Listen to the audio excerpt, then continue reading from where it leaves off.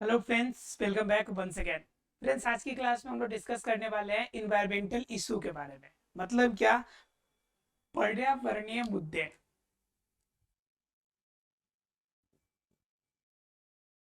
पर्यावरण के मुद्दे। ठीक है। आज की क्लास में हम लोग डिस्कस करेंगे कि पर्यावरण की कौन कौन से मुद्दे हैं। इन पर्यावरण के मुद्दे पे बात करेंगे। पर्यावरण के मुद्दे का मतलब हो गया कि पर्यावरण में जो प्रॉब्लम शुरू हो रही है। पर्यावरण पर्यावरण में जो प्रॉब्लम्स शुरू हो रही है, इस प्रॉब्लम्स के पीछे कौन सा मेन जड़ है और प्रॉब्लम्स क्यों उत्पन्न हो रहा है। ये तो आपको पता है कि पर्यावरण क्या होता है।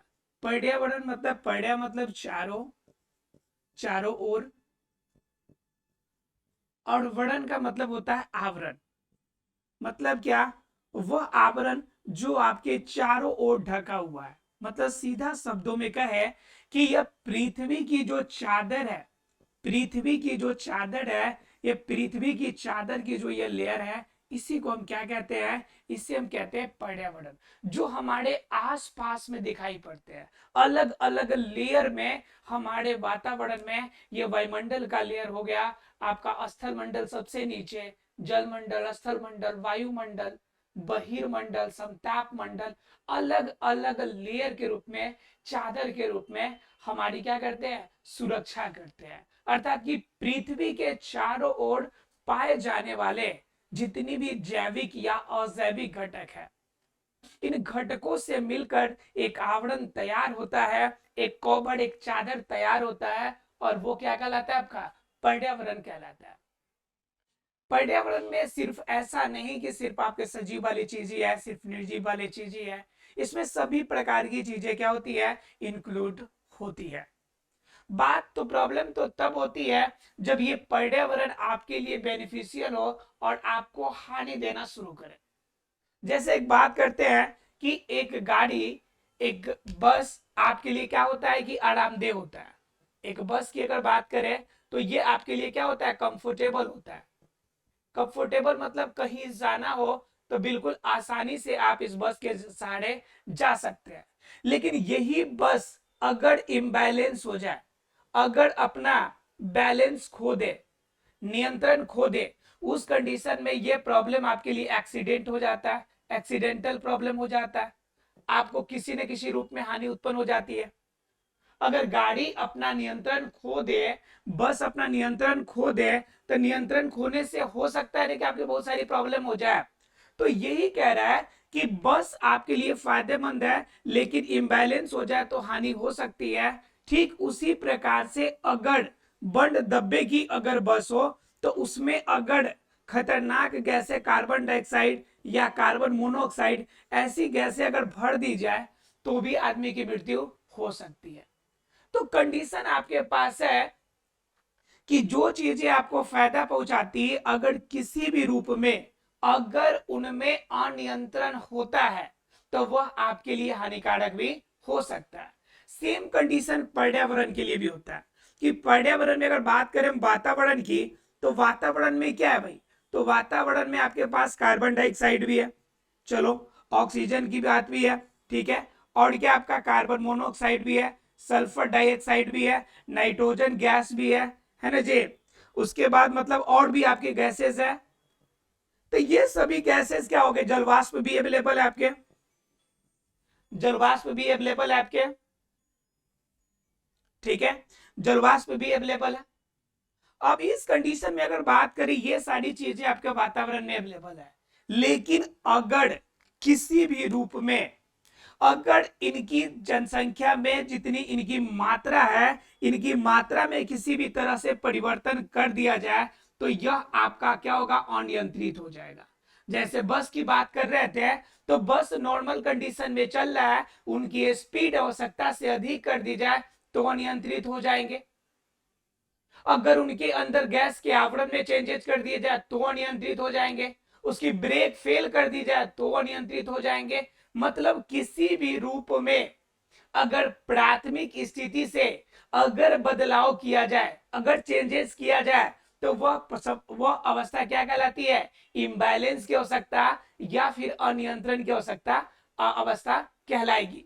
अब जरा बात कर लेते हैं कि इसमें कि जल हो गया, carbon dioxide, oxygen, carbon monoxide, sulphur dioxide, अलग अलग रूप की चीजें हैं। इनमें अगर परिवर्तन हो जाए, इनमें अगर अलग अलग हो जाए तो उस कंडीशन में आपको प्रॉब्लम हो सकती है या फिर नहीं। तो बिल्कुल होगी। अगर carbon dioxide, oxygen gas, carbon monoxide, sulphur dioxide, nitrogen, ठीक है, ये गैसेस अगर किसी भी रूप में आपके लिए क्या होगा, अगर चेंजेस होगी तो आपके लिए प्रॉब्लम क्रिएट करेगा। ठीक है, उसमें अगर बात कर लेते हैं हम लोग कि carbon dioxide, oxygen gas, carbon monoxide और सल्फर डाइऑक्साइड, ठीक है। अब इसमें से कोई भी एक चेंजेस हो जाए, कोई भी एक चेंजेस की हम बात करते हैं, किसी भी एक चेंजेस की बात करते हैं कि अगर बात कर लेते हैं हम कार्बन डाइऑक्साइड की, ठीक है, अगर कार्बन डाइऑक्साइड की मात्रा वायुमंडल में क्या हो जाए, कम हो जाए, वायुमंडल में क्या हो जाए, कम हो जाए, ठीक है, तो क्या प्रॉब्लम होगी, तो कार्बन डाइऑक्साइड की मात्रा अगर कम हो जाए तो उस कंडीशन में पेड़ पौधों के लिए प्रॉब्लम शुरू होगी। क्या शुरू होगी, पेड़ पौधों का भोजन तैयार होना बंद हो जाएगा, कम होना शुरू हो जाएगा। और क्या शुरू होगा भाई, तो और जो होगा जो आपका धरती का तापमान है उसमें परिवर्तन शुरू हो जाएगा, धरती ताप जो है वह कम होना शुरू हो जाएगा। तो कंडीशन आपकी कार्बन डाइऑक्साइड की कम होने से प्रॉब्लम हो जाती है। अगर इसी का एक केस ले कि अगर कार्बन डाइऑक्साइड की मात्रा अधिक हो जाए, क्या हो जाए, कार्बन डाइऑक्साइड की मात्रा अधिक हो जाए तो क्या होगी भाई, तो भी प्रॉब्लम होगी। तो जब अधिक होगी तो इस कंडीशन को हम क्या कहेंगे कि प्रदूषण फैल गया, प्रदूषण फैल गया, श्वसन संबंधी बीमारियां शुरू हो जाएगी, श्वसन संबंधी बीमारी शुरू हो जाएगी। और क्या होगा भाई, कार्बन डाइऑक्साइड ज्यादा बढ़ेगा तो भूताप बढ़ेगा, भूमंडल का ताप जो है बढ़ेगा, भूताप बढ़ेगा, बढ़ेगा। उसके बाद क्या, जो आपकी वर्षा होती है उसमें अम्लीय वर्षा होना शुरू होगी, अम्लीय वर्षा होगी। मतलब क्या, अलग अलग रूप में प्रॉब्लम आपको देखने को मिलेगा। कब, जब ये अधिक होगा तब, जब कम होगा तो भी परिवर्तन, तो भी प्रॉब्लम होगी। मैंने सिर्फ एक कार्बन डाइऑक्साइड का एग्जांपल हमने लिया है, सिर्फ एक कार्बन डाइऑक्साइड के कम या अधिक होने से इतनी ज्यादा प्रॉब्लम हो सकती है। सेम कंडीशन ऑक्सीजन से भी होगा। अगर ऑक्सीजन की मात्रा वायुमंडल में कम हो जाए, हम बात किसकी कर रहे हैं, ऑक्सीजन की, अगर ऑक्सीजन की मात्रा वायुमंडल में कम हो जाए तो क्या प्रॉब्लम होगी, पहली नंबर तो सांस लेने में समस्या उत्पन्न होना सभी को शुरू हो जाएगा, सांस लेने में समस्या, सांस लेने में समस्या उत्पन्न होगी, ठीक है, पहली नंबर बात। दूसरी नंबर, जिसकी मात्रा अभी इसकी कम हो गई है तो इनकी जगह पे किसी की मात्रा तो ज्यादा हुई होगी, तब ने मिला के 100% होगा। तो उस कंडीशन में क्या होगा, किसी अन्य गैस की बढ़ने से प्रदूषण फिर फैलेगा, प्रदूषण फिर फैलेगा। फिर उसके बाद क्या होगा कि जब मात्रा ज्यादा, जब शरीर के अंदर दूसरे गैस जाएंगे जो आपके शरीर के लिए उपयोगी नहीं है तो आपके लिए विभिन्न प्रकार के रोग उत्पन्न करने वाले हैं, विभिन्न प्रकार के रोग उत्पन्न होंगे। और जब रोग होगी तो कंफर्म है कि आप क्या होंगे, अव्यवस्थित होंगे, पौधे प्रभावित होंगे, पौधा प्रभावित होगा। तो इस कंडीशन में देखा जाए तो कम होने से समस्या है। अगर ऑक्सीजन की मात्रा अधिक हो जाए, ऑक्सीजन की मात्रा अधिक हो जाए तो उस कंडीशन में फिर कार्बन डाइऑक्साइड की मात्रा में कमी आ जाएगी, या फिर नाइट्रोजन में कमी आ जाएगी, अन्य गैसेज में किसी में कमी आ जाएगी। मतलब किसी भी रूप में एक गैस को, एक पार्ट को अगर कम होने से दूसरा पार्ट प्रभावित हो जाएगा। मैंने सिर्फ एक गैस की बात करी है, ठीक है। मतलब क्या कि यह इम्बैलेंस अलग अलग प्रॉब्लम क्रिएट कर सकता है। मैं वातावरण की गैस की बात किया, अगर पर्यावरण के अन्य भागों की अगर बात करें, अगर हम जल की बात करें तो जल के अंदर अगर बेकार पदार्थ उसके अंदर मिल जाए तो जल को भी मात्रा आपका अनियंत्रित हो जाएगा, और अनियंत्रित होगा तो भी प्रॉब्लम क्रिएट होगी। मतलब क्या, किसी भी रूप में पर्यावरण में छेड़खानी करना, किसी भी रूप में पर्यावरण में छेड़खानी करना या पर्यावरण की जो वास्तविक अनुपात है उनमें बदलाव करना, यह क्या कहलाता है जी, यह हमारे लिए अनियंत्रितता उत्पन्न करती है। और जब अनियंत्रण उत्पन्न होगा तब हमारे लिए समस्या उत्पन्न होगी, ठीक है। और यह अनियंत्रित की उपस्थिति, जब अनियंत्रण होता है तो इस अवस्था को हम कहते हैं प्रदूषण। क्या कहते हैं इसे? प्रदूषण। मतलब कि किसी भी गैस में या किसी भी प्रकार के भूमंडल में, या आप कह सकते हैं कि जल में, या फिर किसी रेडियो एक्टिव पदार्थ के कारण अगर अवांछित पदार्थ, बेकार पदार्थ अलग से उसमें आके समाहित हो जाएगा तो उस क्रिया को हम कहेंगे, वहां पे जो पूरी आपकी आने की वजह से जो प्रॉब्लम क्रिएट होगा उसे कहेंगे प्रदूषण। और जो पदार्थ बाहर से आके उसमें शामिल हुआ है उसे क्या कहेंगे? तो उसे कहेंगे प्रदूषक। क्या कहेंगे? प्रदूषक। जरा सा बात कर लेते हैं प्रदूषण और प्रदूषक के बारे में। हम बात किसकी कर रहे हैं? तो पर्यावरण की प्रॉब्लम्स की बात कर रहे हैं हम। ठीक है, तो कहता क्या है कि पर्यावरण के अंदर अगर कोई भी अवांछित पदार्थ आ जाए, प्रॉब्लम्स में की बात कर रहे हैं हम लोग कि पर्यावरण में अगर कोई भी अवांछित पदार्थ आ जाए, अवांछित पदार्थ आ जाए, और अवांछित पदार्थ आने से क्या होगा कि पर्यावरण की जो वास्तविक कंडीशन है उसमें संतुलन खराब हो जाएगा। क्या हो जाएगा? असंतुलित हो जाएगा। और यह असंतुलित जो अवस्था है, इसी असंतुलित अवस्था को हम क्या कहते हैं? तो प्रदूषण के नाम से जानते हैं। इसी असंतुलित अवस्था को हम क्या कहते हैं? प्रदूषण कहते हैं। क्लियर है आप लोग को? क्या कहते हैं? प्रदूषण कहते हैं। अर्थात कहता है किसी भी पर्यावरण के स्रोत में किसी प्रकार के अवांछित या अनुपयोगी पदार्थों के आगमन से उनमें जो असंतुलन अवस्था पैदा होती है, उस असंतुलित अवस्था को हम क्या कहेंगे? प्रदूषित कहेंगे, प्रदूषण कहेंगे। और क्या होगा कि जो यह अवांछित पदार्थ आया है जिनकी वजह से यह प्रदूषण हुआ है, इसे हम कहेंगे प्रदूषक। क्या कहेंगे? इसे प्रदूषक कहेंगे। क्लियर है? जैसे बात कर लेते हैं वायुमंडल की। किसकी बात कर लेते हैं? वायुमंडल की। तो मान लीजिए कि वायुमंडल है और वायुमंडल में क्या हो गया कि कार्बन डाइऑक्साइड की मात्रा 0.03 है अभी।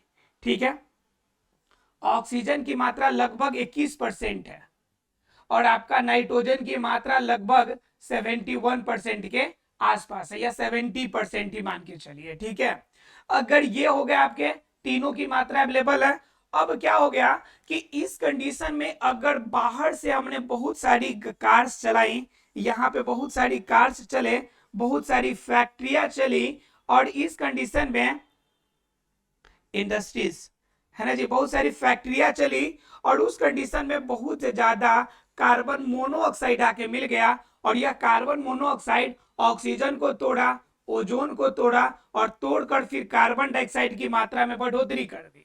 तो जिनके वजह से क्या हो गया कि फिर इनकी मात्रा में असंतुलन पैदा हो गया। इनकी मात्रा बढ़ जाएगी कार्बन डाइऑक्साइड की, ऑक्सीजन की मात्रा घट जाएगी। तो उस कंडीशन को हम क्या कहेंगे? इस पूरे कंडीशन, जब कार्बन मोनोऑक्साइड की मात्रा ज्यादा आ जाएगी तो इस पूरे कंडीशन के हिसाब से हम क्या कहेंगे कि वायुमंडल हमारा क्या हो गया है? तो प्रदूषित हो गया है। वायुमंडल हमारा क्या हो गया है? प्रदूषित हो गया है। क्लियर? अब क्या है कि यहाँ पे प्रदूषक कौन होगा?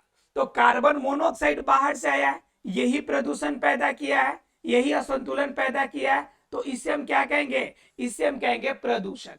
क्या कहेंगे इसे? प्रदूषक। ये क्या होगा हमारा? ये कहलाएगा प्रदूषण। ठीक है, क्लियर है आप लोग को? मतलब क्या कि जो भी अवांछित पदार्थ, बेकार पदार्थ आके मिलेगा उसे हम प्रदूषक कहेंगे, और जो असंतुलित अवस्था पैदा होगी उसे हम क्या कहेंगे? प्रदूषण कहेंगे। क्लियर है आप लोग को? तो ये वायुमंडल का केस था। अगर यही केस अगर हम जल मंडल का लेते हैं, तो मान लीजिए कि जल में नॉर्मल सामान्यतः पानी है। ठीक है, अब पानी के अंदर क्या करें कि हम ज्यादा से ज्यादा बेकार पदार्थों को डाल दें। मान लीजिए कि हम कोई आपका क्या चला रहा है? फैक्ट्री चला रहा है, तो फैक्ट्री का जो कूड़ा कचरा है, इस फैक्ट्री के कूड़े कचरे को हमने कहाँ डाल दिया? इस पानी के स्रोत में डाल दिया। ठीक है, इस कचरे को क्या कर दिया? पानी के स्रोत में। गंदे नाली जो घरों से निकलते बेकार पानी, इस गंदे पानी को भी हमने कहाँ भेज दिया? इस गंदे पानी को भी भेज दिया हम जल स्रोत में। तो उस कंडीशन में पानी की जो नॉर्मल अवस्था है उनमें असंतुलन पैदा होगी कि नहीं? तो जब असंतुलन पैदा होगी तो इसे हम कहेंगे कि यह जल का क्या कर दिया? प्रदूषण हो गया। इसे जल का क्या हो गया? प्रदूषण हो गया। क्लियर? और जब जल का प्रदूषण हो जाए, जब प्रदूषण जल का हो जाए तो यह एक अलग अवस्था हो गई। अब इस जल प्रदूषण के लिए प्रदूषक कौन होगा? तो इसमें जो गंदे पानी या फैक्ट्री से निकलने वाले जितने भी बेकार अवांछित पदार्थ है, जो क्या हो गए इस पानी में मिलने की वजह से प्रदूषण पैदा किए, वह पदार्थ, यह जो गंदा पानी है, यही इसका क्या कहलाएगा? तो यह कहलाएगा प्रदूषक। क्या कहलाएगा? प्रदूषक। क्लियर है आप लोग को? तो यह जल प्रदूषण की बात हो गई, यह वायु प्रदूषण की बात हो गई।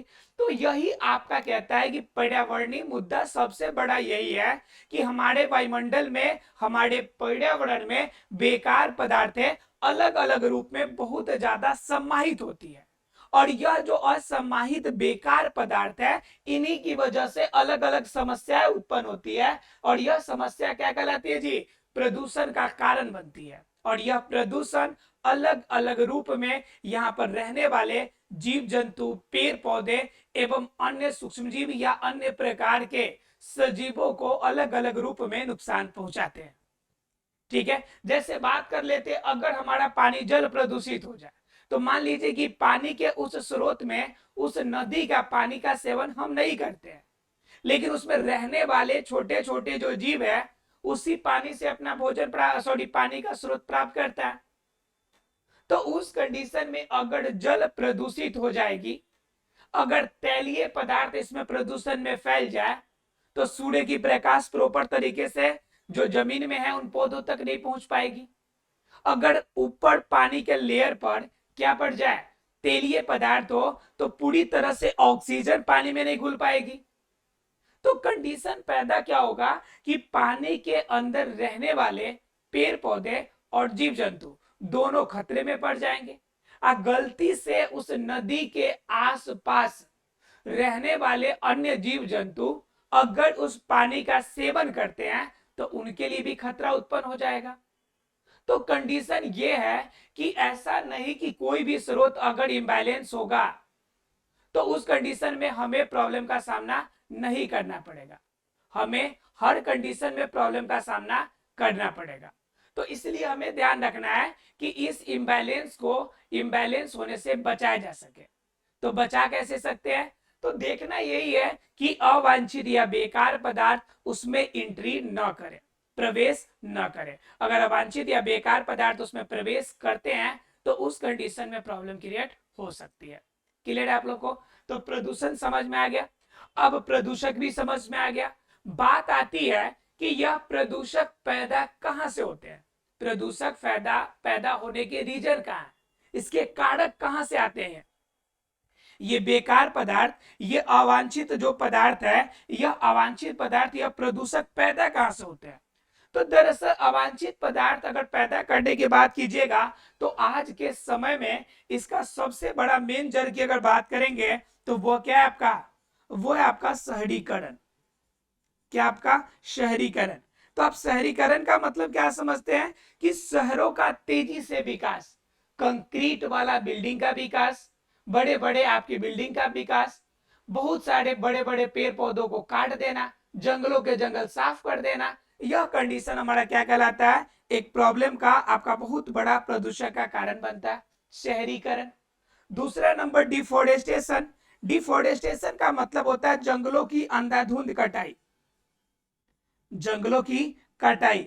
अब जंगलों की कटाई होगी तो पेड़ पौधे नष्ट होंगे, और पेड़ पौधे अगर नष्ट होते हैं तो कंफर्म है कि कार्बन डाइऑक्साइड की खपत में कमी आएगी, और जब कार्बन डाइऑक्साइड का खपत कम होगा तो वायुमंडल में कार्बन डाइऑक्साइड की मात्रा ज्यादा बढ़ेगी ना जी, तो ये प्रॉब्लम उत्पन्न होगा, जंगलों की कटाई।